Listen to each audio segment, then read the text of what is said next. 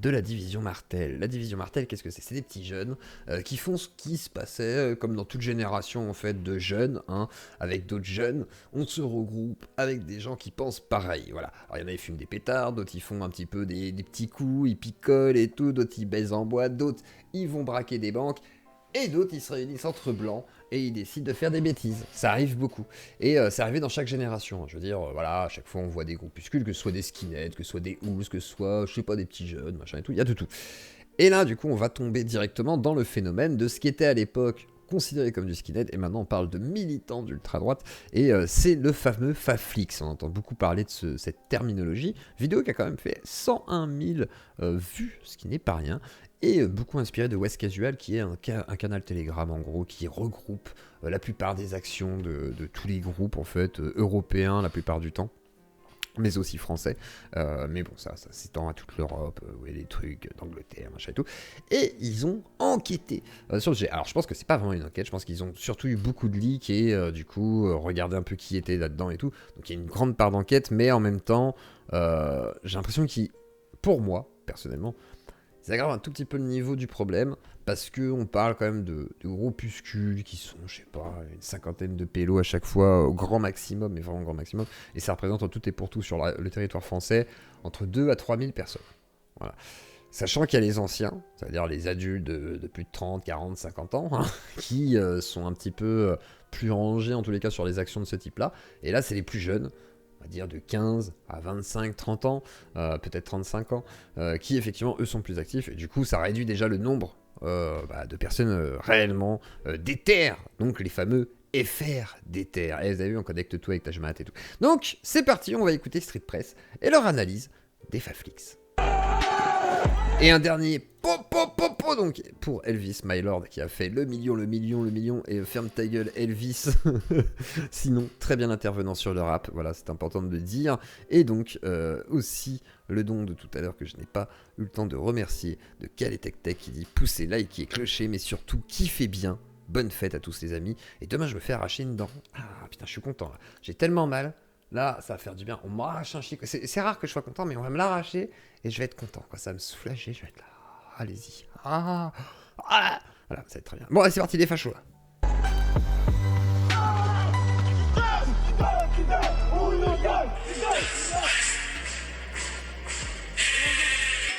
C'est là.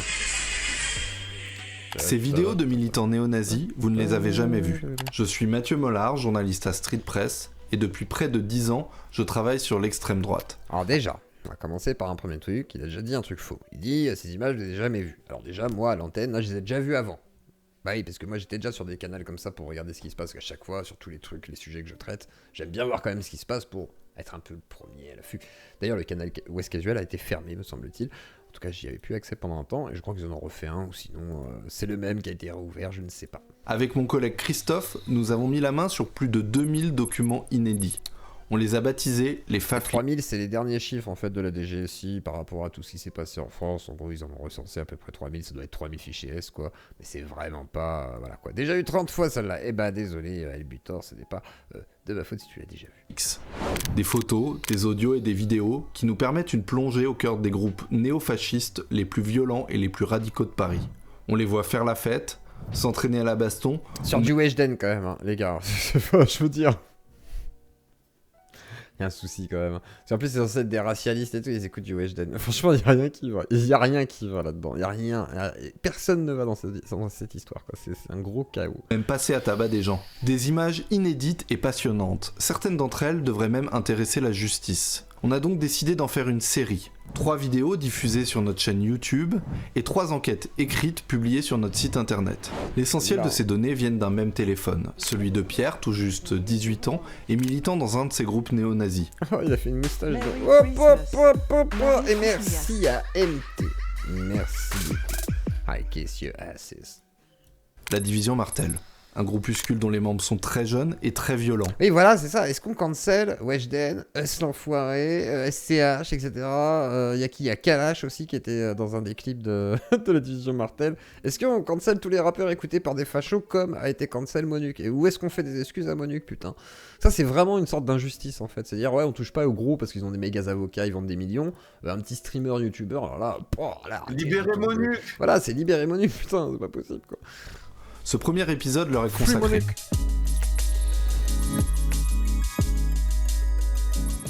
Les Faflix regroupent des documents très variés. Et moi, vous savez ce qui me fait flipper un jour, c'est de me retrouver là-dedans. C'est genre. Alors, Zuclo, influenceur de l'extrême droite, relativement confus, on sait pas trop. Il dit qu'il est de gauche, mais quelque part, c'est bizarre, il parle aux extrêmes droitards, il est gentil.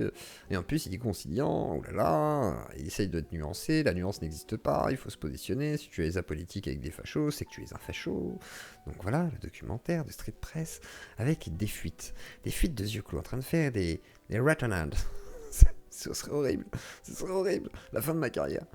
Certains montrent leur radicalité, comme cette vidéo où on les voit faire des saluts nazis sur fond de musique du Troisième Reich. D'autres images montrent l'extrême violence de ces jeunes qui s'entraînent à la baston. Ici, on les voit tabasser quelqu'un. Alors là, c'est pas le plus violent. À la limite, le plus violent, c'est quand ils se tapent entre eux et ils se fouettent, les gars. C'est peut-être pas dans ce documentaire où ils se fouettent, je sais plus, parce que je sais qu'il y en a où ils se tapent dans les bois et à la fin, il y en a qui sortent des fouettes où ils se fouettent dessus. C'est des malades. Là, c'est autre chose, là, c'est des hools, quoi. C'est des mecs qui aiment bien se taper, c'est un peu leur culture, ils veulent absolument se taper, voilà, c'est leur délire, quoi. Tu croyais que t'allais faire quoi? Ah, t'es fils de pute! Tu croyais que t'allais nous prendre, embuscade? Mais on voit aussi leur quotidien et leur soirée, avec quelques pépites. Là, effectivement, c'est totalement stupide. On est bien d'accord que la violence ne résout rien déjà d'une, surtout dans ces cadres-là où c'est entre des gosses, des machins, parce que ils vont à un moment donné dans une école où il y a des gamins de 15 ans et tout, tu dis bon, ouais, non, pas trop d'intérêt, quoi. Comme ces images de Marc de Cacrèves-Valmenier qui chante à tue-tête du Katy Perry sous des projecteurs rose et bleu. Alors lui par contre, il est peut-être chez Azov, lui. C'est possible, là, par contre. Lui, ça se voit que c'est un ancien, lui. Ça se voit que c'est les anciens gros loulous, là, qui sont soit chez les Zouaves ou des trucs comme ça. Là, on est déjà plus sur du sérieux. Là, on rigole un peu moins, là. Il y a quand même une différence entre les gros ultras et les gamins qui essayent de faire des gros coups, mais qui, voilà, bon, voilà, ça reste des trucs à peu près... Ce Golgoth Fiché S est le leader des... Vous voyez la taille des gars, quoi, là, on est sur du gros combattant, en principe. C'est peut-être les gars qui partent en Europe de l'Est pour aller se taper, vous voyez. On est sur du modèle un peu vénère, quoi. Nazis parisiens. Il chapeaute Ouais, c'est l'attaque d'extrême droite, c'est ça. Plusieurs dizaines de militants ultra-violents. C'est un personnage clé, on vous racontera son histoire dans le 3e épisode des Faflix. Pour compléter cette enquête, nous nous sommes procurés des documents judiciaires, des comptes rendus de perquisition. On va cancel Katy Perry, effectivement c'est compliqué, des Templiers. C'est un Templier? Attendez, j'ai pas vu de symbole Templier. Ou des procès-verbaux d'audition menés par la police au cours de garde à vue. Mais revenons à la division Martel. Leur nom est une référence à Charles Martel qui, dans l'imaginaire Faf, a bouté les Arabes hors de France. La division Martel regroupe... Ouais, pour Martel, à la limite, oui. À la limite. Une grosse vingtaine de personnes très actives. D'autres les rejoignent plus ponctuellement. Ces militants sont très jeunes, ils ont entre 14 et 22 ans. C'est vraiment des gamins, quoi. Après, c'est normal qu'ils soient recrutés à ces âges-là, dans l'idée, parce que pour faire des trucs comme le font les plus anciens, faut avoir commencé jeune et faut avoir une mentale voilà, qui se fait bien cabocher par la vie à ce moment-là, par tout ce qui va se passer pour que tu finisses à aller à Azov, quoi. C'est comme ça. Et merci Julie Teillard pour le dentier de la Claudie. Et ouais, comme ça je pourrais articuler sans jamais bafouiller, parce que bordel c'est chiant des fois. Certains hier m'ont fait remarquer que oui, je lisais comme une sorte de vache qui était en train de mâcher de l'herbe. Et que ce n'est pas très agréable, effectivement. Certains sont donc encore lycéens, ils sont très antisémites, racistes, homophobes et multiplient les références nazies.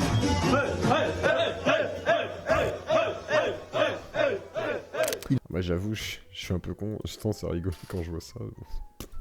Je me dis bon, ils sont cons, quoi. Ils ont aussi les préoccupations de jeunes de leur âge, plutôt classe moyenne ou un peu bourge.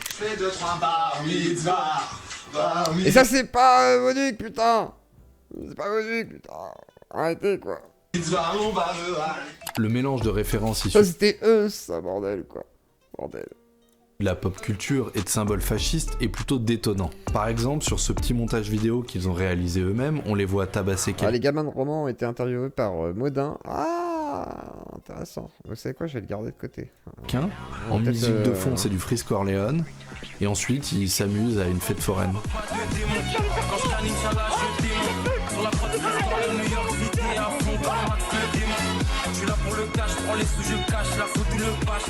Autre exemple, sur leur drapeau, on retrouve la croix celtique écourtée. C'est le symbole historique des groupuscules néofascistes et nationalistes révolutionnaires, notamment du GUD, et un Pokémon. La Division Martel est d'ailleurs en quelque sorte le mouvement de jeunesse du GUD, le groupe historique néo-nazi de Paris. On vous parlait de... Donc la grosse résurgence du GUD, qui a ouvert son compte Twitter, machin et tout. À l'époque, ils n'existaient plus, on va dire, depuis peut-être 10 ans à peu près. Et ouais, c'est revenu. Alors le GUD, en principe, là, on a affaire à des gros loulous. Des loulous qui sont quand même déter. Beaucoup sont partis à Azov, d'autres sont partis faire d'autres trucs à l'étranger. Enfin, ça dépend. Certains sont revenus, effectivement. Et eux, ils sont un petit peu plus vénères. Mais... pareil, ça représente pas grand monde. Ils sont pas forcément associés directement tout le temps avec tous les autres groupuscules. Alors certains ils sont copains avec le baston social, tout comme ça machin. Mais c'est vrai que c'est une résurgence assez nouvelle, même si ça représente pas grand chose. À l'époque, il y avait des actions du GUD qui pouvaient être impressionnantes, surtout dans le mouvement lycéen, pendant les grèves, les trucs comme ça. Après les trucs de stade, forcément. Et puis on les a vus. Non. C'est surtout les soifs qu'on a revus quand on était sur le truc de Zemmour avec le truc de SOS Racisme où c'est parti en grosse baston générale. Et malheureusement, voilà quoi, c'est plus ces groupes-là qui sont un peu plus violents que les autres parce que effectivement, ils sont connus pour ça et c'est leur but, comme les Antifa ou des trucs comme ça où voilà, c'est des groupes qui sont là pour la bagarre. Ils sont pas là pour autre chose et aussi pour un peu de militantisme, mais en vrai, le militantisme, j'ai l'impression, sert beaucoup à justifier de la bagarre, alors qu'à l'inverse, et la gauche. J'ai l'impression que certains, ça peut être pareil aussi. Alors on me dit, ah oui, tu les mets dos ados. Non, c'est pas dos ados, mais il y en a quand même certains qui aiment la bagarre, quoi. On peut pas dire le contraire. On a déjà parlé avec Anna, c'est malgré tout, ça existe, quoi. Ça veut pas dire qu'ils sont tous pour la bagarre, mais en tous les cas, si. Dans un précédent épisode de Fact, regardez. Le GUD, c'est l'acronyme de Groupe Union Défense. Après quelques années en sommeil, ils se sont réactivés à Paris à l'automne 2022 et l'ont fait savoir avec beaucoup de communication.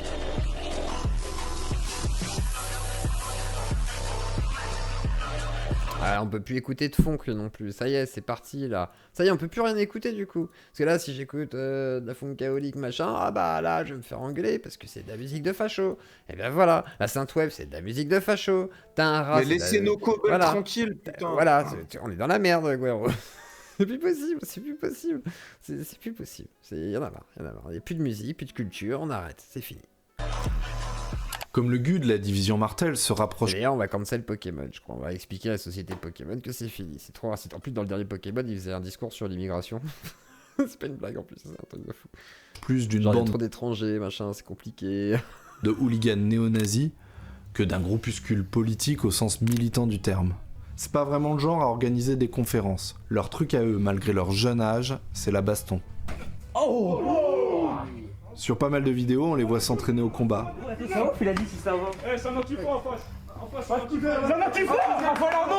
C'est un antifa là. Regardez ici, on est dans le jardin de Pierre, le détenteur du téléphone, dont sont issues les vidéos. Ils ont l'air assez jeunes quand même et pas très aguerris au combat du coup. Ou plutôt la maison de ses parents, chez qui il vit toujours, en banlieue sud de Paris. Les breaks c'est faire. Vigard, t'es plus grand. Saint-Brévin. Ils sont... C'est quoi Saint-Brévin? Je sais même pas ce que c'est Saint-Brévin. C'est quoi Saint-Brévin? Traînent parfois aussi avec d'autres groupuscules néo-nazis. En janvier puis en avril. Ce que j'aime bien, c'est que dans la bagarre de rue, c'est un antifa. Genre, tu crois que les gars ils vont se tenir comme ça et tout, là, ils vont sauter dessus, ou sinon il y en a un qui va courir. Enfin, ça va pas se passer en mode hey, prends ta garde, oh là là. Antifa, tu prends une batte, ou inverse, facho, tu prends une batte, je sais pas quoi, ça part en couille normalement, c'est pas censé être. Oula, on va sur le ring. Une cinquantaine de gros bras se sont retrouvés dans des parcs de la région parisienne. Alors là, ça rigole pas, là. Là, eux, ils se font mal, par contre. Ils aiment bien se faire vraiment du mal, quoi. En plus de la division Martel, un petit côté sadomaso, on retrouve des membres du GUD, Doctorum, de Luminis... Ah, c'est des gros lardons. Alors que les autres, c'était plutôt des petites allumettes, tu vois. c'est la petite allumette de lardon, tu vois, de lard. Mais là, c'est vraiment du gros lardon, voire peut-être de la couenne. Là, de l'équipe communautaire et de l'actif. Alors,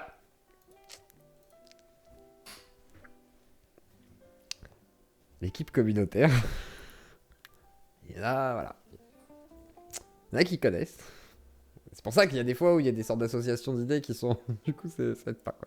Ça, c'est vrai que c'est des trucs qui peuvent faire entendre que... Bon, bref. Club Paris. Ils ont ensuite fait la pub de ces événements sur West Casual, la chaîne Telegram de Mais la... après, on va aussi... Parce que là, ils mettent équipe communautaire, donc il y a l'équipe communautaire Paris, machin et tout. Mais en vrai, dedans, il n'y a pas que des loulous qui savent se taper. Hein. Il y a aussi des gens tout à fait random qui n'ont rien à voir avec ça. Donc, ça, le problème. Alors, moi, j'en fais pas partie, je m'en cogne. Mais je veux dire, connaissant des gens qui sont dedans. Ah oui, le CP par exemple. Du coup, c'est ça. Mais du coup, connaissant des gens qui sont dedans, en vrai, il y a aussi des randoms voilà, qui savent pas taper du tout, qui sont pas là pour ça et qui cherchent pas du tout.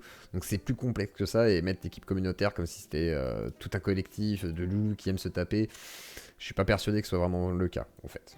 La mouvance. Même s'il y a quelques gars dedans qui sont forcément, voilà, des gars qui sont soit sportifs, soit militants ultra, ou peut-être des anciens Hools, ou peut-être des gars des Zouaves, ou j'en sais rien, c'est possible, effectivement, c'est fort possible. En général, c'est Marc de Cacré-Valmeunier et sa garde rapprochée qui dirigent ces entraînements.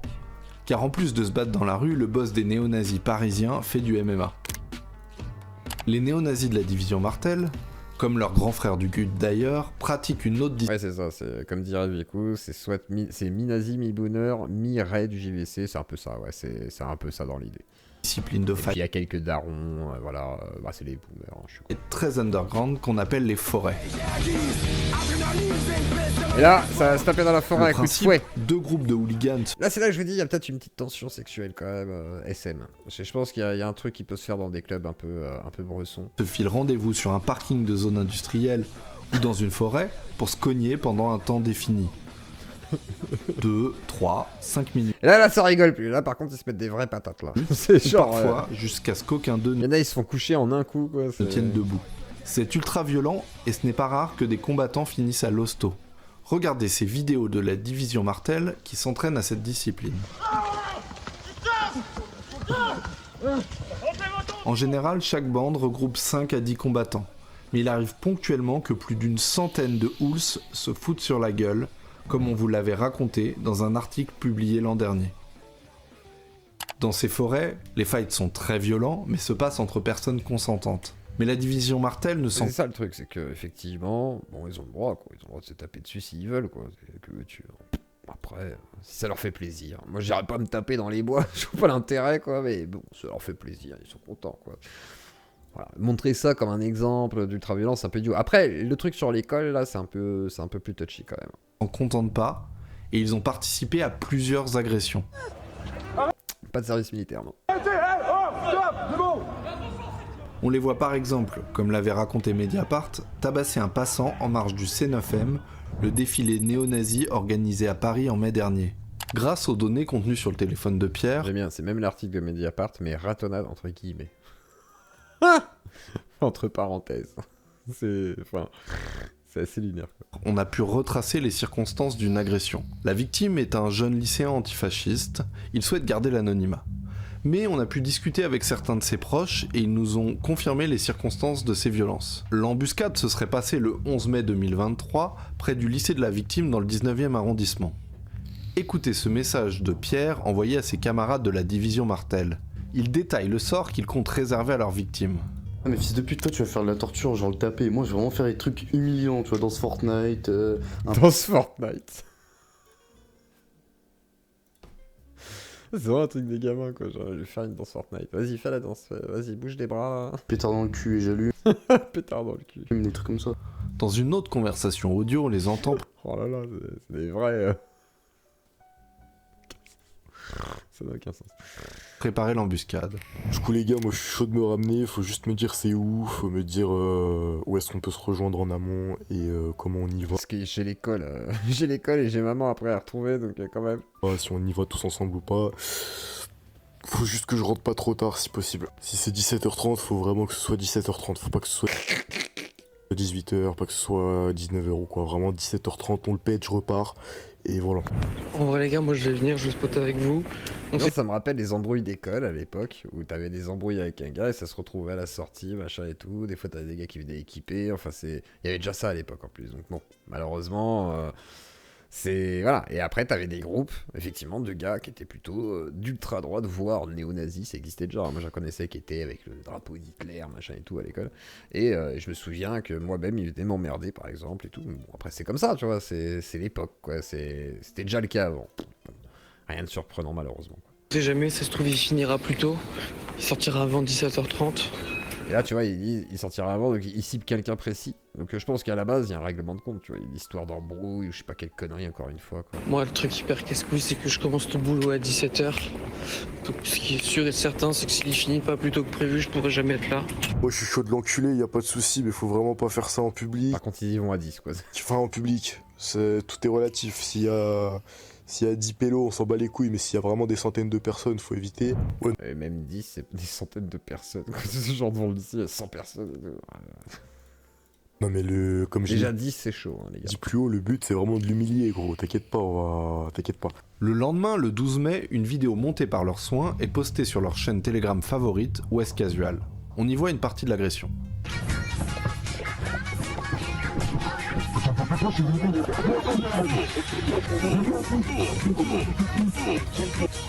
Touche pas à mon pote, t'avais pas protégé. De quoi? Touche pas à mon pote? Non, je connais. Non, je crois pas. Hein. Je suis trop vieux ou trop jeune, pardon, trop jeune, ouais. Je crois pas. Hein. Il y a aussi cette vidéo où on les voit poursuivre un individu qu'ils présentent comme un dealer. C'est eux encore qui, le 20 avril dernier, ont mené une ratonnade sur le parvis du lycée Victor Hugo à Paris. Une agression très violente. C'est ça le truc le plus touchy en vrai de cette vidéo à la limite, quoi. Dont nous nous sommes Là, à la limite, c'est vraiment. Voilà, on voit tout un groupuscule de gars qui vont aller choper le gars. Donc, est-ce que c'est l'histoire du gars qui voulait attraper ou est-ce que c'est encore autre chose? Je ne sais pas, je crois pas. Mais effectivement, là, ça craint, quoi. Des images. On reviendra plus en détail sur cette affaire. Il y a de la batte, de la gazeuse, des béquilles. Là, effectivement, ça commence à être problématique. Dans le deuxième épisode des Faflix. Ils essayent autant que possible de filmer ces agressions. Les images servent ensuite à leur propagande. Écoutez comment ils évoquent leur stratégie de com. Juste les gars, faut tout de suite se mettre d'accord sur qui filme, parce que à chaque fois personne veut filmer au dernier moment. Et aussi, là on est 7, donc c'est évident qu'on va pas être 7 à l'enculé, il faut vraiment que la majorité des mecs soient là pour juste mettre pression. Donc faut qu'il y en ait qu'un qui le frappe, 2 à la rigueur si vraiment vous y tenez, mais vraiment moi je suis pour qu'il y en ait qu'un seul qui l'encule. Voilà, que ce soit filmé et surtout qu'on prouve par la vidéo qu'on n'a pas besoin de se mettre à 10 sur 1 pour les enculer, c'est ça le fils. Et ça, j'ai l'impression que c'est plus une histoire avec des antifas ou je sais pas quoi, parce que il y a vraiment une histoire d'humiliation publique pour un groupe, donc je sais pas. De puce. Un truc. Si on dit 1v1 tout le temps, étrange. on gagnera jamais, on va juste se faire piétiner la gueule. Ah non mais on s'en fout, dans la rue si on en croise évidemment qu'on va se mettre à 30 sur eux, y a pas de souci. Le truc c'est que vu que c'est filmé, si en plus on peut montrer qu'on n'est pas à 10, ça va être un plus pour le camp, enfin pour notre camp je veux dire. Ouais, mais dans ce cas, pourquoi diffuser la vidéo où vous êtes à 15, voire 20, avec des pattes, des béquilles, des gazeuses, c'est de la merde, des débiles. C'est pas possible. Ça, à un moment donné, ouais, la communication, ouais, bravo. 1v1, il se fait sauter sa mère. Vas-y, quand la vidéo elle est finie, il prend 2-3 petits coups de pied par la tronche de la part de tout le monde, histoire qu'on n'ait pas fait le boulot pour rien. Pas d'accord, en fait, il faut plus une vidéo qui met les gens, tu vois, dans les deux camps, dans le nôtre ou chez les ennemis.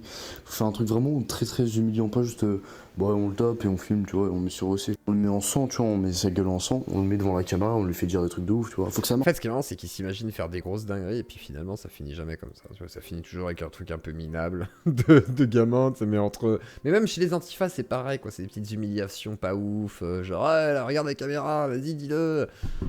Ouais, bon, c'est. Heureusement que ça. Finalement. Heureusement que ça en finit que là. Hein, parce qu'il faudrait pas qu'ils s'entretuent, mais. Voilà, quoi. Marque les gens en fait. Faut voir lequel téléphone a la meilleure qualité. Je pense que je vais vous Ah, les filer GUD, ils sont plus vénères, oui, le mien, parce que le mien il a Il a un truc sympa qui fait que ça évite les... Comme tu sais, les genre zouaves, quand ton hein. téléphone il bouge trop. Là, on est vraiment sur la division Martel, du coup, faut vraiment différencier de tout ce qui est GUD, Zouave et autres groupuscules un petit peu plus vénères. Voilà, c'est pas la même chose. Là, on est vraiment sur des gosses. Oh bah ça fait que de vibrer après sur la caméra, c'est chiant.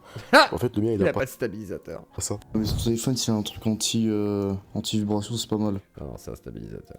Une action à laquelle ils ont participé a même fait la une des journaux. Le 14 décembre 2022, la France affronte le Maroc en Coupe du Monde. Plusieurs dizaines de néo-nazis se retrouvent sur Paris et projettent de mener une grande ratonnade. L'intervention de la police va tuer dans l'œuf cette opération. 38 militants se font cueillir à la sortie d'un bar, dont 15 fichés S pour sûreté de l'État. 7 ont été jugés, ils sont finalement sortis libres, profitant d'une erreur de procédure. Street Press s'est procuré le dossier judiciaire. Le commando comptait dans ses rangs plusieurs membres de la division Martel, notamment... C'est quoi ce truc là du coup? Attendez, je regarde vite fait si je peux voir le nom du dossier.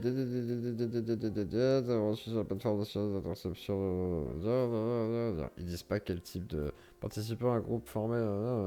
Joris, ok, là il y a tous les noms et tout. Je regarde s'il n'y a pas des Karim, des Mohamed et tout, il n'y en a pas. Non, il y a effectivement que des prénoms à consonance française. Pierre, le détenteur du téléphone dont est issue une partie des Faflix. Il n'a à l'époque que 17 ans. Et sa maman ne va pas vraiment apprécier que son fiston finisse en garde à vue. Alors qu'en quelques semaines plus tard, il veut se rendre à une manif d'extrême droite, il est obligé de mentir à sa maman. Écoutez cette note vocale tirée là encore des Faflix. Salut, je suis un des mineurs qui va dormir chez toi. Bon, ça fait un peu bizarre de dire ça comme ça. Mais du coup, il me faut ton adresse parce que du coup, moi, je vais mentir à ma mère. Je vais dire, ouais, que je suis invité chez un pote de ma meuf. Et comme elle a pas trop confiance en ce moment parce que j'ai fait de la garde à vue, tous ces trucs comme ça, faut que tu me donnes ton adresse. La division Martel se S'il te plaît, parce que voilà, je suis un enfant quand même. Parce que le pauvre, n'importe quoi. Ça date de quand? Ça date d'il y a un mois. Voilà, c'est très récent. Surtout et en vrai, les événements qu'ils relatent là, ça doit dire, on dirait une bonne année, je pense. Ça a dû se passer dans l'année au maximum. Mais c'est pas si récent ce qu'on voit là. D'Île-de-France et d'un ou deux Rouennais. Mais ils entretiennent aussi des liens avec d'autres bandes de néo-nazis. Et les jeunes parisiens se font régulièrement des week-ends avec leurs copains fascistes. Ils sont par exemple allés à Besançon pour faire un petit coucou au Vandal Bessac. Ils ont retrouvé à cette occasion les Korrigan, leurs potes rennais, et les Infréquentables de Dijon. Ils se déplacent aussi parfois pour participer à 10 pélos à chaque fois, quoi. Ils sont avec eux. Oui, c'est vraiment pas... ils sont pas très nombreux, quoi. C'est vraiment des petits groupes, quoi. C'est un peu ce que disait Liard, quoi. C'est des groupes de copains, en fait, qui se mettent ensemble. Voilà, bon, ils ont fait toute leur vie ensemble. C'est des couilles, ils se tapent dessus, ils perdent leurs neurones ensemble, ils picolent ensemble, ils baisent ensemble. Enfin, je pense que c'est... Voilà, on est là-dedans, quoi. À des manifs d'extrême droite. Pour la cause, un peu. Pour se bastonner, surtout.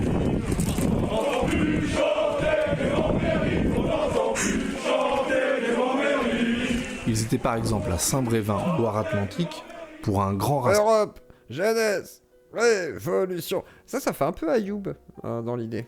Là, on dirait plus un truc un peu à la Ayoub, à la Serge Ayoub du coup. Parce que lui, il est plutôt en mode un peu révolutionnaire, machin et tout. Ce serait plus ce courant-là. Rassemblement pour protester contre un centre d'accueil. Peut-être qu'ils sont plus dans la tranche un peu Ayoub, mais un peu déviante, je sais pas, parce que... Quoi qu'Ayoub, Ayoub, c'est pas vraiment les ratonnades et tout en vrai. Accueil de demandeurs d'asile. Un projet au cœur notamment de violents affrontements. Même s'il y a eu des trucs quand même à l'époque, semblerait-il, mais voilà quoi. Le dernier entre opposants d'extrême droite et soutien à l'accueil de réfugiés. C'est vous les terroristes! C'est vous les terroristes! Sur différentes vidéos tirées du téléphone, on les voit invectiver les contre-manifestants ou même leur jeter des projectiles. Certains sont déjà passés par la case garde à vue, mais la plupart des militants de la division Martel ont encore un casier vierge. Mais ça pourrait bientôt changer. La semaine prochaine, dans un nouvel épisode... Et c'est parti pour un nouvel épisode du coup. Attendez. Alors là c'est le 3 sur 3, attendez. Agression, néo-nazi, on dit tout, attendez.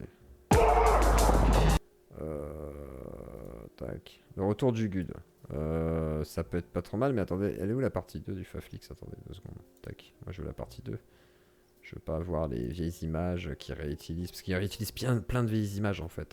Faflix, tac, première partie, commande néo-nazi, attaque, voilà. 1, 2.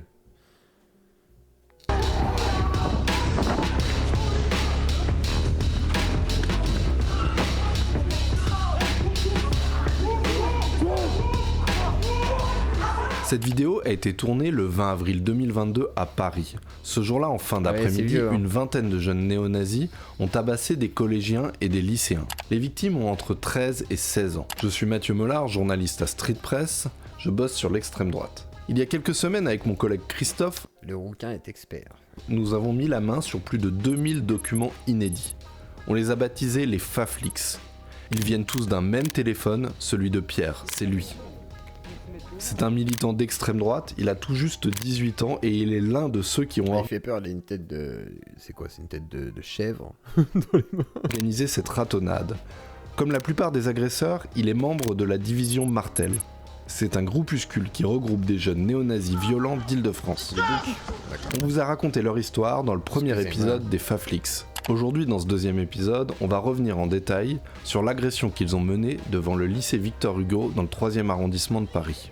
On s'est procuré des vidéos, des audios, on a discuté avec... Alors on est sur des enfants là, enfin sans être méchant, c'est des gosses quoi, on est vraiment sur des gosses quoi.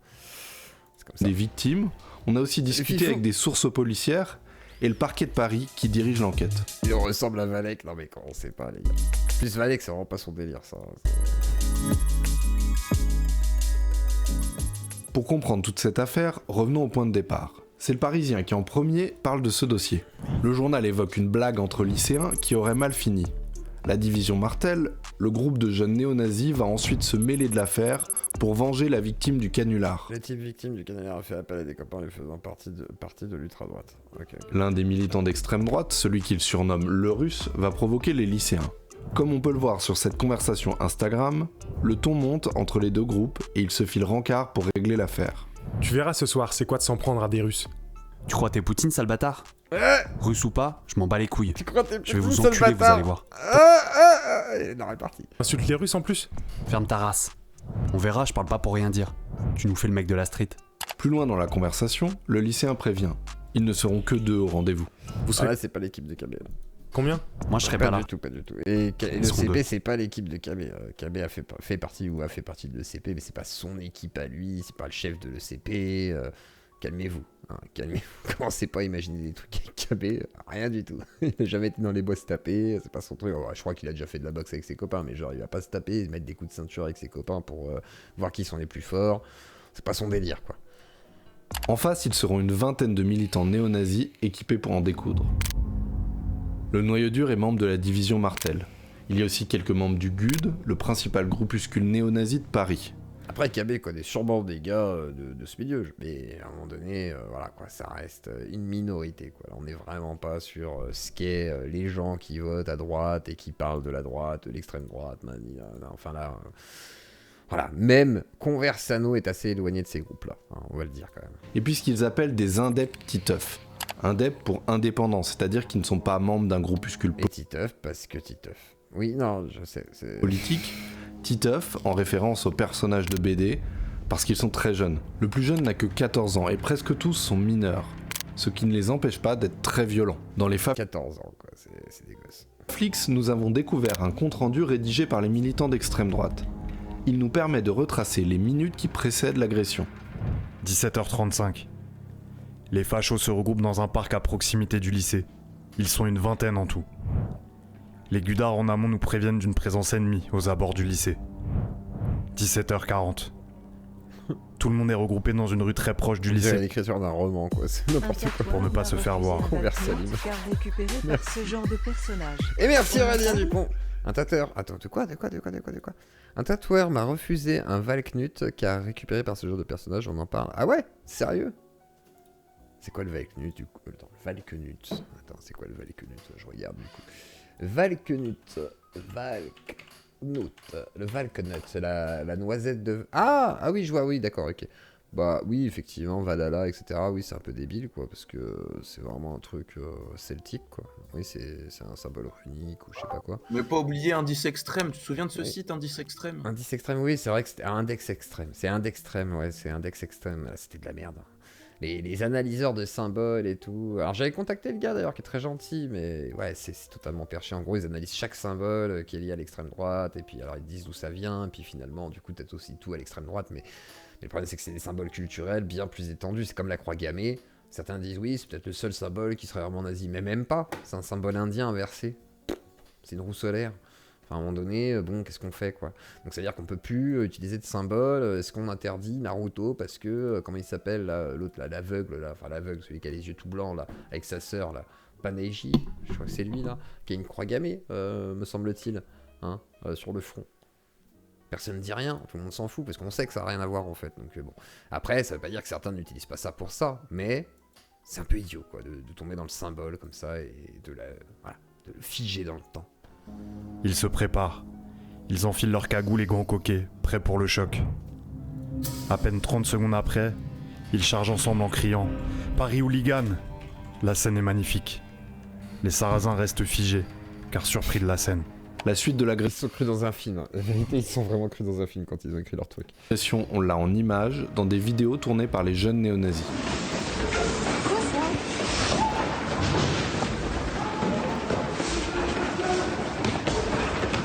On a une seconde vidéo qu'on va regarder plus en détail. La bande marche sur le bord de la rue des Francs-Bourgeois. L'un d'eux porte une pancarte en carton. Si on s'arrête sur l'image, on devine une croix celtique, l'un des symboles favoris des néo-nazis. Ils tournent ensuite dans la rue de Sévigné et chargent. On entend leur slogan « Tendez l'oreille ». On voit qu'ils sont équipés. Deux dans... Jambon hooligan.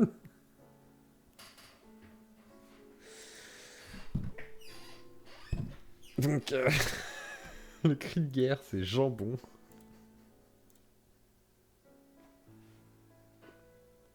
Halouf.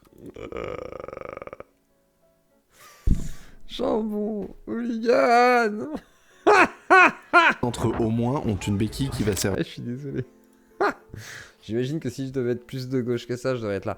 C'est horrible et tout. Quel racisme. Mais moi, ça me fait rire. Je trouve ça stupide, mais c'est idiot, quoi. C'est genre. Je sais pas. D'armes. Bacon. Salami. Saucisson. C'est genre, ils en sont là, quoi. Voilà, ils ont des béquilles, ça c'est mal par contre. Ça c'est pas bien, voilà, je peux désapprouver, voilà. La violence c'est mal quand vous avez des béquilles avec vous, des battes, des bouts de bateau, des poubelles, voilà. Même le mobilier urbain, comme on l'appelle, c'est mal, voilà, c'est mal. Ne faites pas ça. On voit aussi une gazeuse. Si vous voulez vous taper, tapez-vous avec vos poings à la limite, voilà. Comme ça durera beaucoup moins longtemps. Dont ils feront largement usage. Bah oui, ils vont pas là-bas pour planter des haricots, tu vois. Ils sont pas là pour planter des graines, enfiler des perles. Ils sont là pour gazer des gens et mettre des coups de tonfa, façon de parler, quoi. Là, ils sont pas là pour rigoler. Sinon, ce serait pas une agression, du coup. L'agression est très brève, moins de 2 minutes, mais violente. Tous les coups n'apparaissent pas dans le champ de la caméra, loin de là. Et là, on voit qu'en fait, c'est pas si... Alors, c'est les images, je pense, qu'on a vues tout à l'heure. Il me semble que ça correspond. Par contre, c'est vrai que c'est pas non plus... voilà, c'est assez court, en fait. Ça dure 30 secondes et ils se barrent. Donc, bon, ils mettent 2-3 coups et des coups de gazeuse, c'est pas terrible. Hein, c'est pas pour amoindrir. Mais en gros, c'est pas aussi violent que, voilà, que ce qu'ils essaieraient de faire avec la musique très grave et tout. Donc, désolé de désamorcer la musique. Mais boudin noir, effectivement. Street Press a pu s'entretenir avec l'une des victimes. Il n'a, dit-il, rien à voir avec cette affaire, il n'est même pas scolarisé au lycée Victor Hugo. Il avait ce jour-là simplement rendez-vous avec des potes sur le parvis de l'établissement. Il était venu avec son petit frère. Cette victime n'a que 15 ans et souhaite garder l'anonymat. Petit frère n'a qu'un souhait de devenir grand. Pourquoi nous ne l'avons pas filmé? Nous allons simplement lire des extraits de son témoignage. Il y a quelqu'un qui arrive vers moi et me met un chassé sur le torse. Je vole car je suis un peu léger. Il y a plusieurs personnes qui arrivent et me mettent dans un coin et commencent à me frapper. Moi, je me protège la tête. C'est sûr que le gamin, par contre, il doit être traumatisé. T'as des gars qui arrivent comme ça d'un coup, tu te fais gazer, tu te retrouves au sol du coup, parce que voilà, t'es incapacité, ça me brûle les yeux, je crache et tout, et tu baves, voilà. Et là, t'as des gars qui te tapent. Oui, effectivement, c'est très désagréable. Et malheureusement, ça peut te trauma pendant très longtemps. Ça, par contre, le pauvre gosse, il doit pas être très bien, quoi. Ils m'ont collé à la porte du lycée, au mur. Ils commencent à me frapper. J'ai pris un coup de spatule aussi. Ils me disent cours sale bougnou. Et en même temps, là, je vous dis, je regarde sur le côté, sur mon deuxième écran. Je regarde des images de The Day Before. Ça a l'air d'être le scam annoncé. Hein. Je vais pas dire, mais ça a l'air vraiment d'être de la merde. Bref, continuons le documentaire. Vraiment pourri, quoi. Cool. Quand ils m'ont dit ça, j'ai pas couru car c'est un sentiment, j'ai de la fierté. Et du coup, j'ai pas couru. Ils se sont rapprochés, je cogne, 1, 2, et je cours quand même. On court, et j'ai aucune nouvelle de mon frère. Finalement, on s'est retrouvés au KFC de Bastille. Moi, j'avais du poivre partout sur les mains, dans les yeux. J'avais un copain qui saignait énormément. Il a eu des points de suture. Il n'y a pas de troisième écran. Il y a un autre gars qui s'est fait tabasser, écrasement de tête, etc. Ils ont tapé les gens qui étaient sur le trottoir. Ils ont frappé un noir, une fille d'origine asiatique, des filles sur le trottoir d'à côté. Le tabassage ne dure même pas 2 minutes. Et sur place, personne n'a le temps de réagir. Une dizaine de lycéens ont pris des coups. Une fois la ratonnade terminée, les agresseurs se dispersent, avant de se retrouver un peu plus loin pour faire une petite photo de groupe. C'est une tradition dans le milieu après chaque action coup de poing. Ces photos servent ensuite, en général, à revendiquer l'action. Pierre, à qui appartient le téléphone dont sont tirés les Faflix... Bah franchement, ça aurait plus d'impact, même au niveau politique, d'aller effectivement... Mais même pas de frapper, hein. En vrai, ils balanceraient des tranches de jambon. C'est horrible de dire ça, hein. C'est une façon de parler. Ils balanceraient des tranches de jambon sur des gars à la sortie d'une mosquée, ce serait beaucoup plus violent, médiatiquement, que ce qu'ils font, qui est plus vu comme des agressions, qui... Ouais, c'est pour parler aux antifas, quoi, pour dire « Ah, regardez, on est là », enfin, c'est... On n'a pas de grand intérêt, quoi. Donc du coup, politiquement, c'est assez moyen. Va d'ailleurs insister pour que sa bande revendique la ratonnade. Il en discute avec Tristan, un autre membre de la division Martel. Écoutez l'échange. Pourquoi on sort pas l'action des Arabes qu'on a fait là il y a 3 semaines? Parce que des actions comme ça, des Français qui niquent des Maghrébins, c'est pas tous les jours qu'il y en a. Genre tu vois les patriotes qui voient ça, bah ils bandent dessus. Ok, bah va falloir m'envoyer un truc. Regardez comment ils vous traitent. Les patriotes nous bandez là-dessus, là. Regardez, là, ils vont se pignoler comme des oufs. Là. Vas-y, il faut qu'on fasse des dingueries et tout. Oh putain. La réalité de tout, genre les screens, les machins, les provocations, puis la réponse en vidéo. Et je veux bien faire un montage, parce qu'en plus mon montage sur Europe il a sauté. Mais je pense que là, ce montage, il va être assez radical aussi. Et je risque de voir mon compte versus Europe se faire strike et censurer. Mais on peut toujours essayer. À ce moment-là, ils fanfaronnent, mais ça ne va pas durer. C'est d'abord le message d'une adulte sur Instagram qui les inquiète. Ils comprennent qu'ils ont été identifiés. C'est le message d'une adulte sur Instagram qui les inquiète. Genre, oh, il y a une adulte qui nous a parlé, fait chier. Et envisagent On s'est fait rodave. De retourner menacer les victimes. Ils en parlent dans une note vocale. Écoutez. Oui, frérot. C'était pour te dire, tu vois, quand on a fait la descente contre les Nunes là. En gros, là, il y a un compte bizarre, en gros, il m'a DM, il parle au féminin, et c'est pas genre... c'est un compte, on dirait c'est une daronne, en fait, c'est une daronne qui parle, genre... Ouais, vous n'êtes pas intouchable sur Internet. Hein. Telegram, c'est bien, mais une fois que vous êtes sorti de Telegram, ça commence à être compliqué de vous cacher. Hein. Même Telegram, pourtant, c'est vrai que c'est... Voilà, c'est quand même bien... C'est bien protégé, mais malgré tout, on peut quand même remonter des choses. Des points, virgules, etc.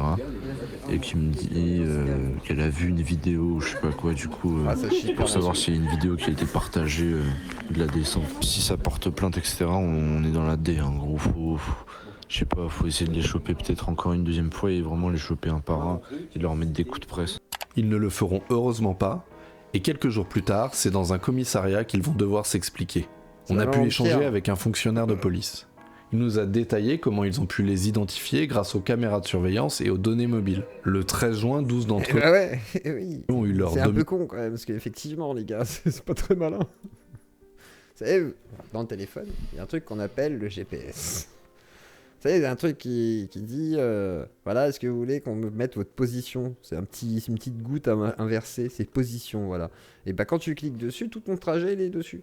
Et en fait, même si tu cliques pas dessus, de toute façon, ton trajet, il est quand même tracé. Mais, tu peux l'activer des fois. Et des fois, tu l'actives pas, mais tes applications, elles le font. Faites gaffe. Et après, si vous faites des transactions bancaires, machin et tout, pareil, c'est tracé. Hein. Vous croyez qu'on vous trace pas? On peut vous tracer comme Jaja. Comme Jaja. Né à 6h30. Ils ont ensuite été placés en garde à vue. Street Press s'est procuré la liste des suspects. Rappelons qu'ils sont présumés innocents par la justice jusqu'à leur procès. La première chose qui frappe quand on regarde ce document, c'est le très jeune âge des agresseurs. 9 d'entre eux ont entre 14 et 17 ans. Les 3 autres ont 18, 20 et 24 ans. Pour au moins 3 d'entre eux, la procédure a été classée sans suite. Le parquet de Paris nous a expliqué que même s'ils étaient à proximité de l'agression, il n'a pu être prouvé qu'ils y ont participé. Mais tous n'échapperont pas à la justice. Pierre et Louis, qui ont plus de 18 ans, passeront devant un tribunal le 7 mai 2024. Ils sont mis en examen pour participation avec arme à un attroupement. Un attroupement, putain. Ouais, c'est interdit d'être plusieurs, c'est ça, quoi. Commise en raison de la race, l'ethnie, la nation ou la religion. En clair, la justice retient bien le caractère raciste. Mais je croyais que la justice ne retenait jamais les caractères racistes. Alors ça dépend en fait des fois, quoi.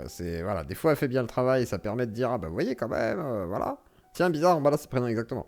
Et puis derrière, là, bizarrement, elle a l'air de le reconnaître. Donc ça dépend en fait. Donc, comme quoi, des fois la justice elle fait son taf aussi pour la gauche, faut quand même le dire. De l'agression. Les mineurs, eux, ne seront pas jugés en même temps. On sait seulement que 4 d'entre eux vont passer devant le tribunal pour enfants. Comme ils ont moins de 18 ans, le procès se tiendra à huis clos, c'est-à-dire que personne ne pourra y assister et qu'on ne connaîtra pas le verdict. Et donc voilà, maintenant la troisième partie des Faflix, parce que c'est pas fini, je vous ai dit on se fait tout là. La partie 3, alors là c'est ça. Ouais. L'homme au centre de ces violences s'appelle Marc de Cacrès-Valmenier. Passé par l'Action française, il est aujourd'hui le boss du GUD, le principal groupe de néo-nazis parisiens. Alors est-ce que c'est... Non, bah du coup non, parce que j'allais dire c'est le nouveau boss du GUD, mais à l'époque c'était celui qui avait tabassé, comment il s'appelle ? Oh merde. L'autre qui a buté le rugbyman là. Je me souviens plus de son nom. Mais bref, ce gars-là était censé être le gars en concurrence avec le patron du GUD qui avait été justement l'humilier, lui dire ah bah, tu vas plus être le chef, en gros on va te mettre à poil, etc. Loïc Le Priol, voilà exactement. Donc c'est-à-dire que ça a changé. En même temps il est en prison. Donc, puis il était plus au GUD, je crois qu'il y était plus, mais il a fait partie en tous les cas. Donc voilà, ça a changé. Et semblerait-il, je pense que c'est pour la renaissance du GUD qui est revenu. Donc il y a 1 an de ça à peu près. Ouais, je dirais 1 an et demi. On le retrouve avec ces hommes au cœur des cortèges de la Manif pour tous, le grand rassemblement des opposants à la loi autorisant le mariage des homosexuels. Mais aussi des gilets jaunes où il agresse des militants de gauche qu'il déteste. À Villepinte, pendant la campagne présidentielle de 2022, il était de ceux qui ont tabassé des militants de SOS Racisme pendant un meeting de Éric Zemmour. C'est aussi, on va le voir, c'est un membre des zouaves en gros, quoi. Un adepte des agressions racistes. Un homme ultra violent qui est même passé par une zone de guerre. Aujourd'hui, grâce... Donc voilà, là c'est vraiment les anciens un petit peu, ou les anciens, c'est un peu les adultes, quoi, les grands frères, comme on dirait dans le milieu. Et effectivement, eux sont un peu plus déter. J'entends quelqu'un qui est démute. Ils ont fait une Rémi Daillé en gros un peu à l'époque. Ouais, même pas, parce qu'il n'y a pas vraiment une tentative de prise de pouvoir en fait. Mais non, mais tu sais, à l'époque, quand il est parti en Croatie, là, faire ouais. le nazi contre les les ça, Serbes. par contre, oui, par contre, mais Daillé à côté, c'est une fiotte, hein. Il y a été vite fait comme ça, mais alors que eux, ils combattent vraiment avec Azov, machin okay. Et tout. Ah non, ils font la guerre, ils vont sur des territoires où ils veulent défendre soit des catholiques, soit ça va dépendre, quoi. Il y en a même qui ont été en Arménie, je crois, enfin, des trucs comme ça, donc voilà, les gars vont vraiment sur des territoires de guerre, c'est vraiment des gars qui sont aguerris, par contre, quoi. C'est des vrais guerriers, je pense, et malheureusement, en plus, ils sont des fois très violents, quoi, donc c'est pas pratique. Sauf Faflix, ces documents inédits que Street Press s'est procurés. Un peu incontrôlable, quoi. Aussi grâce à de nombreuses archives. Et Alexis Sora, c'est un peu ça qu'il admire par son personnage. Parce que Alexis Sora, doutez bien que... voilà. Recruteur Azov, tout ça, bon... Il voulait partir faire Azov. Heureusement qu'il a été en prison, quoi. Et c'est quand vous voyez les Golgoth, vous voyez Alexis Sora. Alexis, tu sais que je t'aime bien. Mais, soyons réalistes. Petite différence, quoi. Notable, me semble-t-il. Nous allons retracer son parcours. Les Faflix, c'est plus de 2000 documents inédits, des messages, des notes vocales et des vidéos. L'essentiel de ces données viennent d'un même téléphone. Mais non, il est vivant, celui de Pierre. Putain, il est encore vivant. Il est membre de la division Martel. Il est toujours vivant. On vous l'a raconté dans les 2 premiers épisodes, c'est une bande de très jeunes néo-nazis parisiens. Ils ont entre 14 et 22 ans, ils sont antisémites, racistes... On a compris. Ultra violents et multiplient les agressions. Boss du GUD, Marc de Cacrès-Valmenier. C'est parti. Dans cette conversation, par exemple, on voit que Pierre appelle Marc chef. Ouais, chef. Et en guise de fond d'écran de son téléphone, le même Pierre a mis une photo où il prend la pose aux côtés du leader du GUD. Mais il y a surtout une note vocale que Marc de Cacrès-Valmenier envoie à l'un des jeunes membres de la division Martel et qui montre bien... c'est vrai que le danger en tous les cas n'est pas énorme puisque dans tous les cas, ils se font démanteler, on les connaît, voilà, à chaque fois ils se font remarquer, trop de bagarres, trop de trucs, des bagarres avec des antifas, donc du coup à chaque fois ils sont suivis, enfin... Ouais, c'est assez limité en danger, quoi. Alors certains diront, oui, tu minimises, yeux clos. Non mais les gars... Et voilà, quoi, c'est dérisoire, quoi. C'est totalement... voilà, c'est des résidus, on va dire, de ce qu'est justement l'ultra-droite, quoi. Ce lien de subordination. Pour bien la comprendre, il faut remettre l'histoire dans son contexte. Mediapart l'avait révélé, des membres de la division Martel ont tabassé un passant en marge du C9M, une manifestation d'extrême droite. Là on revient sur ce qu'il disait tout à l'heure, on va avancer un petit peu, parce que c'est une répétition. Ou pas. Tu vois, genre nous, quand on va traquer dans les facs, ça c'est tout le temps. Si on commence à tous les tabasser, bon bah déjà, il y a 10 mecs qui partent à l'hôpital, et ensuite, il y a tout le but qui finit en prison, bref. Donc en gros, c'est pas possible. C'est plus possible en tout cas. Je suis occupé, tu sors. Tu sors, je te dis. Truc de ouf. Il parle avec qui? Attendez, ça Pour m'intéresse. nous, quand on va traquer dans les facs, ça c'est tout le temps. Si on commence à tous les tabasser, bon bah déjà, il y a 10 mecs qui partent à l'hôpital, et ensuite, il y a tout le but qui finit en prison, bref. Mais on reparlera avec qui sort, il faut que je contacte là, mais c'est vrai que j'ai pas eu le temps encore. Non, je suis occupé, tu sors. Je crois que c'est sa femme ou sa fille. Tu sors, je te dis. Pas l'air sympa. Truc de ouf. Ah, désolé. En plus, il pourrait juste couper son rec et en faire un deuxième, en fait. Il est con, quoi, c'est pas possible. Sa sœur semble être rentrée dans sa chambre. Ah, c'est sa sœur. Alors qu'il enregistrait cette note vocale. Le jeune homme de 25 ans vit en effet encore chez ses parents, dans une commune chic des Hauts-de-Seine. Vous l'aurez compris grâce à son patronyme, Marc vient d'une famille noble. Les deux Cacrès-Valmenier. Ah, les bourgeois. Ah là, les bourgeois. Avec le château, il a un gros château. Attention, là, c'est de la grosse moula. Hein. Là, la grosse moula, les gars. Hein, je vous le dis. Hein. Putain, grosse moula, le gars, il est bien et tout. Il est calé. Il est posé. Laisse tomber. Hein, il est reposé, même, on peut dire. Hein. Putain, des vrais nobles avec château et blason. Incroyable. Hein. Regardez-moi ça. Le petit château, là, ça doit cailler, par contre. Hein, parce que les châteaux de merde comme ça, quand c'est pas entretenu comme il faut, si c'est pas bien isolé et tout... ça douille. Hein. Par contre, voilà, petit blason, voilà, machin, particules. C'est aussi une famille très ancrée à l'extrême droite. L'un de ses oncles, Régis de Cacrès. Oh mon dieu. Oh. C'est la coupe de cheveux qui me dirait un ovni, le truc. La vie de ma mère. Je suis désolé. Si jamais il y a des gens qui sont de ce courant, c'est pas par manque de respect, mais franchement, la coupe de cheveux, la teuté. Je veux pas être méchant, mais ça fait vraiment ovni à la Raël, quoi. Regardez. Voilà, non, franchement, il y a un truc. Hein. Il y a un petit truc. Bon, bref, c'est... non, c'est pas Skippy. Non, mais je veux dire, après, voilà, c'est de la religion. Il est curé, mais je veux dire, à un moment donné... Est-ce que Dieu a vraiment voulu ça pour nous, quoi? Épargnez-nous. Cacrès-Valmenier a été l'une des figures de Civitas, un groupuscule d'extrême droite catholique. Ça, c'est la coupe officielle de Civitas. Ils se foutent de la gueule du monde. L'un de ses cousins, Louis, a été tête de liste Rassemblement National au Mans pour les municipales. Ah, les bourgeois, quoi, putain. Quant au père de Marc, il aurait milité à l'Action française. C'est d'ailleurs dans ce groupuscule royaliste que Marc va faire ses premières armes. Et droite, et gauche. Le mec, il dit et droite, et gauche quand il marche, genre, pied droit, pied gauche. Genre, c'est quoi ce truc? Soyez libres et insoumis, demandez l'Action française. Un regard royaliste sur l'actualité. Et aujourd'hui, dans le quotidien de l'Action française, le roi va-t-il récupérer son siège ou sera-t-il repris de son trône et dégagé par les hordes de Huns qui sont à la frontière? On dirait vraiment le crieur et tout. Marc de Cacrès-Valmenier rejoint l'Action française vers 2015 alors qu'il est encore lycéen. En vrai, il gueulerait pas comme ça. L'Action française, achetez les magazines. Genre, franchement, il viendrait gentiment. Bonjour, excusez-nous, danger. Nous sommes des militants politiques ou nous sommes des représentants de ce que nous appelons aujourd'hui l'Action française. Seriez-vous intéressé? Ça serait peut-être plus. Moins bizarre, me semble-t-il. C'est à ce moment-là que le sociologue Emmanuel Casajus va le rencontrer. Il s'entraîne à la boxe taille à côté, je crois qu'il fait un peu de musculation aussi. Donc c'est quelqu'un de très sportif, de très motivé, et qui a l'idée aussi que l'Action française n'est pas assez radicale et qu'il faut qu'elle fasse plus le coup de poing. Donc ça va être un de ses arguments pour se rapprocher du GUD et pour critiquer la F dans sa voix. Alors qu'il est à l'Action française. Sauf que même le GUD, ils veulent plus mettre des coups de poing. Voilà, quoi, ils ont dit qu'il faut se calmer, sinon on va en prison, quoi. Donc c'est compliqué, quoi. Marc de Cacrès-Valmenier commence à fricoter avec le GUD qui le fascine. Le groupe Union Défense est la principale organisation néofasciste de Paris. Voilà ce qui est fasciné par des images des années 80. Enfin, des années 90, quoi.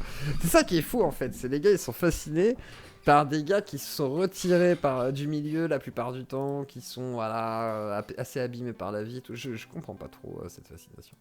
Qu'ils l'ont dit à l'époque dans un autre... Moi je suis fasciné par les extrêmes, mais par ce que ça représente, ce que ça impacte dans une vie et tout, mais pas par le fait de le devenir, quoi. Ça m'intéresse pas. Entretien qu'il donne au sociologue Emmanuel Casajus. Clairement, quand j'ai commencé à m'intéresser au nationalisme, c'est un truc étrange. Mais si tu tapes mouvement nationaliste sur Google, tu vas surtout tomber sur des trucs du GUD. Le GUD véhicule un certain mythe, une certaine histoire. Quand j'ai commencé à traîner dans le milieu national, les mecs qui me paraissaient un peu inatteignables, la bande stylée et tout ça, les mecs qui avaient l'air sûrs, c'était les mecs du GUD. Marc revendique à ce moment. Oui, à la limite, dans le côté ultra viril, un peu déter, violent, capable de passer à l'action. À l'époque, c'est vrai que le GUD, c'était peut-être le seul truc qui existait. À ce moment-là, une double appartenance. Un pied à l'Action française, l'autre au GUD. C'était il y a 10 ans, quoi. C'était il y a 15 ans, 20 ans. C'est pas maintenant. C'est le GUD aujourd'hui, il y a 2-3 histrions de chez les Zouaves, plus 2-3 histrions de je sais pas quel groupuscule, plus un leader, plus un mec qui est sur Twitter. Ça reste assez minoritaire. Hein. Les membres sont réputés pour leur violence. Il est dirigé à l'époque par comme la UDJ, quoi. Je veux dire, on les avait pas vus depuis des années. Là, on les voit vite fait dans la manif, mais ils sont pas là, quoi. Enfin, c'est très peu de monde, quoi. Genjian, très réaliste. Hein. Un militant d'extrême droite. Et comme les antifas, c'est pas non plus, c'est pas masse. Pareil. Hein. Il va être condamné pour avoir torturé un autre militant d'extrême droite. Ah, donc là, c'est l'histoire avec... Ok, ça, c'est le mec qui a accompagné le Priol, en fait, torturer le gars du GUD. Les images avaient été révélées par... D'ailleurs, le gars du GUD qui était devenu toxico, machin et tout, parce que voilà, une vie de violence, de bagarre et tout, ça finit alcool, toxico, machin. Et on l'avait vu aussi avec Ravanello, qu'on avait reçu, qui était sous Subutex, qui a fait toute sa vie sous alcool, sous drogue, machin. La plupart des ultras, même s'ils ont fait la guerre, ils sont de gros sportifs, il y a beaucoup qui sont vachement touchés aussi par ça, quoi, parce que c'est pas une vie normale, en fait. Et t'as besoin d'oublier, peut-être aussi, quand tu te prends des rousses, que t'en mets, que tu fais des trucs ultra violents, que tu vas faire la guerre à l'étranger, c'est particulier quand même. Hein. Mediapart. Lève-toi, on vient de te dire. Lève-toi, assume tes actes. Vas-y, assume. Là, tu vois que le mec, il est usé par la vie. Hein. Je veux pas être méchant, mais ça se voit que le on vient de te dire. Lève-toi, assume tes actes. Vas-y, assume. Le GUD compte aussi dans ses rangs un certain Loïc Le Priol. Le 19 mars 2022, avec un autre militant de cette mouvance, il a assassiné en plein Paris le rugbyman argentin Federico Martin. Et là, pareil, ça n'a rien à voir, quoi. Là, c'est triste de dire ça, mais l'affaire de Le Priol à Rambourou, le rugbyman, c'est vraiment une histoire de boîte de nuit de merde avec de l'alcool et du coup le Priol qui est une forme de délinquant, on va dire, c'est ça, hein, c'est un délinquant, un criminel du coup qui l'a buté pour une histoire à la con, quoi, une histoire de clope et de meuf, je crois, enfin c'est vraiment un truc débile, et il a abattu donc de 3 balles, 2 balles dans le torse, 1 balle dans la jambe, je crois, donc voilà quoi. Rambourou. L'Action française, elle, se veut plus politique. C'est avant tout une école de pensée qui a pour ambition de former des cadres pour les mouvements réactionnaires. D'ailleurs, en 2016, le mouvement royaliste va beaucoup s'investir dans une grande mobilisation des conservateurs, la Manif pour tous. En novembre 2012, un nouveau mouvement se structure, la Manif pour tous. Avec un seul mot d'ordre, faire barrage au projet de loi qui autorise le mariage et l'adoption aux couples homosexuels. Mais d'autres ne sont pas des caddies. Privilégient des actions plus violentes. Ici, à Lyon, les jeunesses nationalistes ont tenté d'envahir le siège de la Fédération socialiste. Le mouvement veut montrer un visage familial et pacifiste, sauf que ce n'est pas vraiment la ligne de marque. Regardez ces images tournées le 16 octobre 2016 à Paris. Marc est en vert kaki, au centre de l'image. L'histoire de Thomas, alors ça, on avait eu plusieurs façons de voir les choses, mais oui, on peut considérer que c'est malheureusement aussi une histoire dans le même style, avec, pareil, des gens qui vont avoir des propos extrêmement racistes ou quoi, dans le contexte d'une soirée de... Voilà quoi, hein, malheureusement, hein, oui, ça peut ressembler malheureusement un peu. Hein. Il provoque les contre-manifestants en citant le nom de Clément Méric, un jeune militant... Même si c'est un petit peu différent quand même, mais il y a des airs quand même. Antifasciste, tué par l'extrême droite 3 ans plus tôt.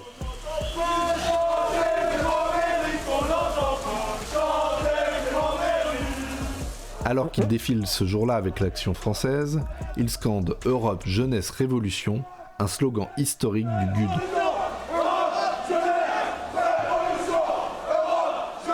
Cette esclandre tombe à un moment où les ravages d'internet. l'Action française veut se montrer présentable. Marc de Cacré-Valmeunier va se faire remonter les bretelles par des cadres plus âgés du mouvement monarchiste. Il décide alors de... Si tu regardes d'un point de vue tout à fait basique, tu peux considérer que ça se ressemble, le Luthor. C'est pas forcément pareil, c'est pour ça que je dis qu'il y a quand même des différences. Parce que voilà, il y a des groupes qui s'opposent, façon de parler. Dans l'un, si jamais on prend la version de Darix, ou sinon des gens qui viennent se venger dans l'autre version, voilà, parce qu'il y a deux versions qui s'opposent. Et à l'inverse, là, effectivement, Rambourou, le Priol, pour moi, c'est vraiment l'histoire d'un gars qui est une sorte de racaille, quoi, qui va buter un autre gars dans une histoire de boîte de nuit à la con, pour une histoire de clope, je crois, en plus, à la base. Donc c'est... Enfin... Il y a peut-être une histoire de meuf, si je dis pas de bêtises, et de clope, en fait. C'est une sorte d'enchaînement à la con, et le gars l'a envoyé chier, il a pas aimé, il est revenu avec un flingue, il a buté, quoi. De quitter l'Action. C'est très différent, quand même, effectivement. Mais bon, certains ont envie de dire que ça se ressemble. Donc, effectivement, il peut y avoir des airs de ressemblance, dans le sens où c'est dans le milieu nocturne, beaucoup d'alcool, etc. Mais après, effectivement, c'est pas les mêmes actes, c'est pas la même façon de faire, c'est pas la même démarche. Voilà. Française. À partir de ce moment-là, Marc milite uniquement au GUD. Mais en novembre 2018, l'organisation oui, il y a clairement de la dérive sectaire dans ce genre de mouvement, bien sûr. Nationaliste révolutionnaire va s'auto-dissoudre dans un mouvement... Après, c'est normal, c'est un parti politique, enfin, c'est des trucs politisés, dans de l'action, etc., très communautarisés, donc oui, il y aura un peu de dérive très semblable à des dérives sectaires, même si c'est pas exactement la même chose. Tu comparais avec l'histoire de l'Épriol, auquel j'avais mal compris. Non, pas de souci, les mutants. Mouvement plus large, et ça permet de préciser aussi la pensée. Baptisé Bastion Social. Ce nouveau groupe ambitionne de réunir différentes chapelles de je vais pas confondre une petite bagarre, je sais pas quoi, avec un meurtre, faut pas confondre. Extrême droite. Ils se comparent pas les deux événements en réalité, mais si on veut être grossier, on peut très bien dire que les deux ressemblent à des histoires de boîtes de nuit, de balles de village, machin et tout. Même s'il y a des contextes un peu, qui sont très déviants. Ce serait marrant d'inviter le Rochdi, genre, mais face à Doubit, genre débat. Je pense qu'il viendrait pas comme ça, mais je peux essayer un jour, mais ce sera plus compliqué, Rochdi, je pense. Un vernis social en organisant... J'ai beaucoup reçu son débit à l'Algénocide à l'époque, donc voilà quoi. Organisant des distributions de soupe pour les SDF, blancs forcément. Donc, eux, ils sont plutôt à Lyon, le Bastion Social, je crois. Et elle ouvre des lieux dans 6 villes de France. Nous, notre seul objectif, c'est de donner un logement aux Français. On applique la préférence nationale. Depuis Paris, Marc soutient le mouvement sans s'y engager complètement. Le projet Bastion Social manque un peu de testostérone pour lui plaire complètement. Il va alors, avec ses amis, monter une bande autonome, un groupe de bagarre qu'il baptise les Zouaves Paris. Et c'est parti. À cette époque, la gauche et les mouvements antifascistes tiennent le pavé parisien. Marc et sa bande veulent reconquérir le terrain. Ils multiplient les attaques de lieux symboliques comme le lycée autogéré de Paris. Ils commettent aussi des agressions racistes contre des supporters algériens par exemple.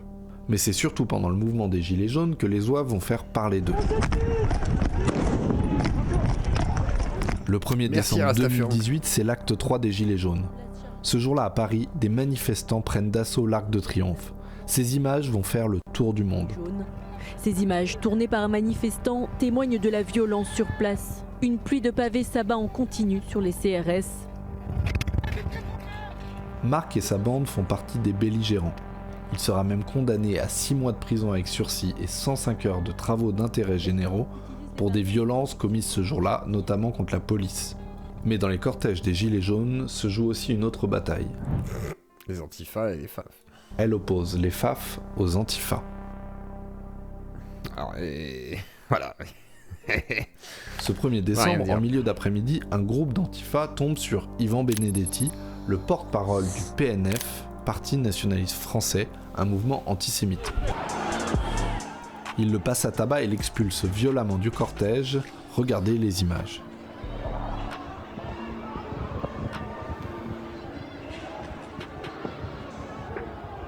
Marc et sa bande apprennent rapidement la nouvelle.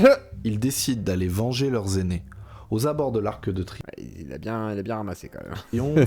La grosse trentaine de militants d'extrême droite tombe sur des militants antifascistes. Ça se castagne, jette bouteilles, jette pierre, coup de poing. Sur la page Facebook de West Casual, les militants d'extrême droite assurent en être sortis vainqueurs. Mais le conflit ne va pas s'arrêter là. Au fil des semaines, les accrochages entre Antifa et militants d'extrême droite vont se multiplier. Alors, il faut savoir que les groupuscules comme ça, d'ultra-droite, comme on les appelle, sont plutôt à cab dans l'idée. Ils détestent les flics. Ils les détestent parce que justement, ils sont traqués par la police, ils ont un rapport conflictuel avec l'autorité. En plus de ça, la police, ça représente l'État, la République, ce qui les empêche effectivement soit de prendre le pouvoir, soit effectivement de pouvoir quoi que ce soit. Enfin voilà, au niveau politique, ils détestent la police. Ils peuvent pas les saquer et ils sont totalement à cab en fait. Le 29 janvier, à l'occasion de l'acte 11 des Gilets jaunes, Marc et ses zouaves vont s'en prendre... Alors, ça peut paraître bizarre pour vous, parce que, certains qui se diraient, oui, mais ils sont d'extrême droite, ils devraient être pro-police. Absolument pas. Ils sont pro-police quand ça peut les arranger de temps en temps, mais en vrai de vrai, ils les détestent. Ils les détestent. Ils peuvent pas les saquer. Vraiment. Au cortège du NPA. Les coups pleuvent à nouveau et font plusieurs blessés. blessés. Vraiment des bagarreurs et tout. On voit Marc à la manœuvre en première ligne. Oulala.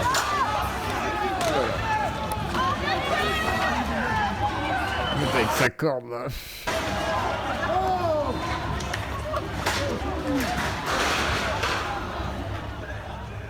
Le samedi suivant, les antifascistes reprennent les pavés parisiens.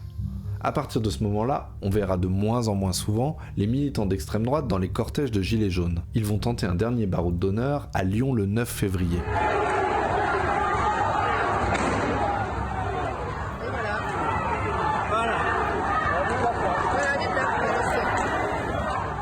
L'affrontement sera très violent et les militants d'extrême droite vont finalement abandonner le pavé.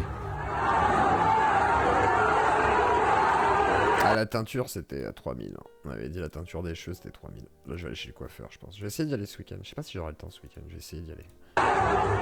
Mais même s'ils semblent avoir perdu je prends rendez-vous lundi. Une bataille, les zouaves ne renoncent pas à s'en prendre aux militants de gauche et notamment à l'action antifasciste Paris-Banlieue. Le 4 juin 2020, Marc et sa bande vont faire une descente au Saint-Sauveur, le bar et le QG historique des antifas parisiens. Ils ont enculé le Saint-Sauveur. Les militants antifascistes c'est toujours les guéguerres entre eux, on a l'habitude quoi. Disent les avoir finalement repoussés.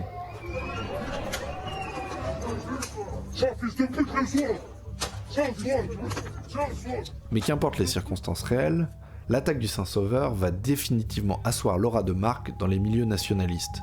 C'est d'ailleurs ce qui semble le motiver. On va découvrir au procès qu'après le raid, Marc de Cacré-Valmeunier a envoyé ce message à ses hommes. Salut à tous, je voulais vous remercier d'avoir été présents pour faire ce qu'aucun faf n'a osé faire en 15 ans contre le Saint-Sauveur. Débarrassez-vous des sacs et des chaussures que vous portiez, on se recapte bientôt pour de nouvelles aventures. Ils vont se revoir assez vite, puisque seulement 3 jours plus tard, certains membres du commando vont se retrouver pour souhaiter un joyeux anniversaire à Adrien Mène, lui aussi membre des Zouaves. Un joyeux naziversaire. Ou plutôt un joyeux naziversaire, comme on peut l'entendre dans cette vidéo révélée par Mediapart. Joyeux nazi. On voit que dans les Zouaves, il y a des petits jeunes vite fait, mais il y a surtout des gars qui sont plus trentenaires dans la réalité.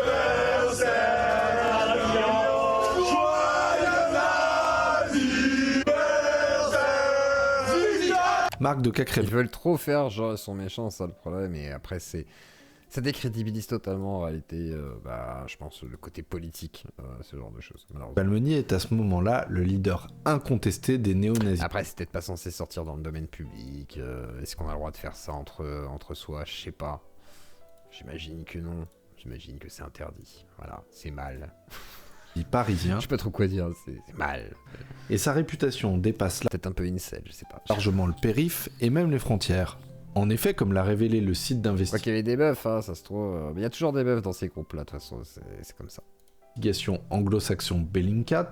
En décembre 2019, Marc s'est rendu à Kiev en Ukraine pour un tournoi de kickboxing. Il va à cette occasion rencontrer des soldats du bataillon Azov, une brigade de l'armée ukrainienne qui regroupe des volontaires ultranationalistes et néo-nazis. Tourisme politico-guerrier encore. En octobre 2020, Marc de Cacré-Valmeunier s'est rendu au Haut-Karabakh pour combattre aux côtés des Arméniens contre l'Azerbaïdjan. Ah, c'était en Arménie, pardon. Un conflit qui plaît à l'extrême droite puisqu'il oppose des chrétiens à des musulmans. Sur Instagram, Marc poste une photo de lui en uniforme, fusil d'assaut en main. Sur son torse, 2 patchs, un drapeau arménien et une Totenkopf, un symbole utilisé par certaines unités nazies. Mais l'aventure va être brève. Ah, j'en ai connu des gens qui en avaient des Totenkopf aussi. Un cessez-le-feu sera signé à peine 2 semaines plus tard. A-t-il pris part au combat? Il dira que non aux autorités françaises. L'Azerbaïdjan affirme le contraire. Dans un communiqué, Le bureau du procureur général de la République d'Azerbaïdjan explique même ouvrir une procédure à l'encontre de Mark pour homicide. Mais on ne sait pas s'il a des éléments pour étayer cette accusation. De retour à Paris, il se remet à faire le coup de poing avec les zouaves jusqu'au fameux meeting de Villepinte le 5 décembre 2021. C'était son bain de foule, son moment. C'est le moment, Eric. Son entrée en scène dans la campagne présidentielle. Hier, au parc des expositions de Villepinte, Éric Zemmour traverse la foule qui l'acclame. Mark et sa bande sont de la partie. Ils vont faire parler d'eux avant même le début de l'événement. Ils traquent les antifas, ou ceux qu'ils suspectent d'en être. Et franchement, regardez, voilà, ça c'est un meeting politique, donc de Zemmour. Imaginez, vous êtes pas forcément un ultra-droitard, vous êtes un ancien et tout, vous voulez voter Zemmour, et vous voulez aller voir la conférence. Et vous avez ça qui se passe à l'extérieur avant que les gens rentrent. Et regardez, même les passants sont en mode, mais qu'est-ce qui se passe, quoi? Là, les gens ils flippent leur mère, en vrai, je vois pas l'intérêt en fait du service d'ordre, quoi. C'est-à-dire le SO, le service d'ordre, s'il est comme ça, c'est un gros problème en fait, quoi. Il y a un gros souci. Avec les casques et tout, machin. La vieille dame elle flippe et tout. Et là le truc c'est que qu'ils soient blancs, noirs ou arabes là, ils se comportent tous pareil là. Il y a un vrai problème là, ils se comportent comme des cailles quoi. Je veux dire, t'as juste l'impression qu'il y a des gars qui viennent te racketter, tu sais pas trop. Ils arrivent 150, c'est genre. Cette séquence est lunaire, cette séquence est vraiment lunaire.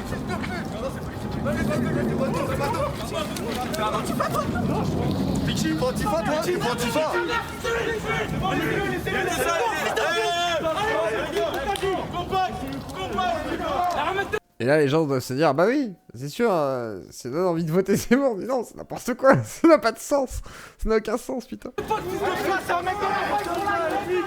Et après c'est un mec de la face semblerait-il, donc l'action antifasciste, voilà, mais même c'est pas une raison quoi, faut peut-être le faire différemment, tu vois, au pire tu vas lui parler, tu fais écoute gros, moi je fais partie du SO là, tu t'en vas, tu sais très bien que t'as rien à faire là, voilà tu fais le truc calmement, tu le fais pas en mode intimidation avec autant de monde. Même la LDG était beaucoup plus sympa avec Vincent Lapierre quoi, en mode ouais non mais vas-y casse-toi c'est bon, attends, allez baisse sa tête c'est bon, attends. Là t'as les flics qui arrivent. Mais c'est surtout à l'intérieur de la salle qu'ils vont se faire remarquer. En plein discours d'Éric Zemmour, une douzaine de militants de SOS Racisme se lèvent pour un happening pacifique. Ils portent un t-shirt floqué « Non au racisme ». L'action va faire dégoupiller les militants d'extrême droite. En plein meeting, alors qu'ils sont filmés, des spectateurs vont tabasser les militants antiracistes. Les coups pleuvent, et sur certaines images, on reconnaît la silhouette de Mark. Le visage à moitié masqué par une écharpe, il donne un coup de poing à l'un des membres de SOS Racisme et tente d'en frapper un autre à l'aide d'une chaise. À l'issue du meeting, la bande va prendre la pause et comme à son habitude, partager la photo sur la C'était très dangereux de faire ça effectivement pour SOS Racisme, c'était idiot de faire ça, vraiment idiot. Chaîne Telegram de West Casual. L'action va entraîner la chute des zouaves. Un mois plus tard, le gouvernement va publier au journal officiel le décret de dissolution du groupuscule. Sans surprise, ça n'est pas ça qui va calmer les... C'est idiot, c'est complètement idiot. Enfin, c'est là où tu vois qu'ils veulent pas faire de politique, ils veulent juste trouver des raisons de pouvoir être dans l'action, on va dire. Mais c'est idiot, malheureusement. Les ardeurs de Mark. 13 jours plus tard, à peine, Street Press va le photographier alors qu'il tabasse un passant en marge d'une manifestation des identitaires. Depuis, la litanie des violences continue. Rien ne semble l'arrêter. Pas même son passage en prison entre janvier et mars 2022 pour non-respect. Ouais, au pire, il va canner un gars et puis il ira à la rate, comme le Priol ou d'autres. C'est ça qui est triste, quoi. C'est le gars, il fera la moitié de sa vie en prison et l'autre moitié à faire des dingueries. Ouais, ils font du mal à toute la droite, ils font du mal à ceux qui voudraient. Alors le pire, c'est ceux qui seraient intéressés par des idées de droite et qui se disent putain, c'est ça qui. Voilà, parce qu'il y a des gens qui sont un peu, voilà, malheureusement, qui voient ce que les médias vont proposer, par exemple les médias de gauche ou quoi. S'ils voient ça, ils vont dire c'est ça la droite en fait. Enfin, l'ultra droite. Et c'est ça l'extrême droite. Alors qu'en vrai, aujourd'hui, c'est pas vraiment vrai. Et même pour le meeting de Zemmour, on voit bien que c'est une sorte d'extrême ultra qui va à tous les râteliers qui pourraient proposer la possibilité d'un service d'ordre. C'est dramatique, quoi. Il faut mieux avoir un service d'ordre avec des professionnels. Prenez-vous des vrais gars, les gars. Arrêtez de faire jouer les relations parce que voilà, c'est le fils du château, machin, avec le blason de Coquerel, là, je sais pas quoi, on s'en fout, quoi. À un moment donné. Enfin, je sais pas, c'est débile. paix de son contrôle judiciaire. En novembre 2022 toujours, il réactive le GUD, une annonce qui électrise l'extrême droite, comme le montrent ces messages découverts au détour d'une procédure judiciaire. Bonjour. Parce qu'encore, ce serait que des militants qui pourraient passer à l'action de temps en temps pour des raisons valables. Ça s'entendrait, mais là, le problème, c'est qu'il y a trop d'actions gratuites, on va dire. J'aimerais rejoindre votre Ou groupe. qui sont liées à leur guerre entre Antifa, FAF, voilà. C'est pareil pour chez les Antifa, hein, il y a le même problème, hein, c'est idiot, quoi. Bonsoir, je m'appelle Maxime. J'espère que je vais pouvoir vous rejoindre. En gros, j'aurais kiffé rejoindre le GUD. Salut les gars, comment on peut vous rejoindre?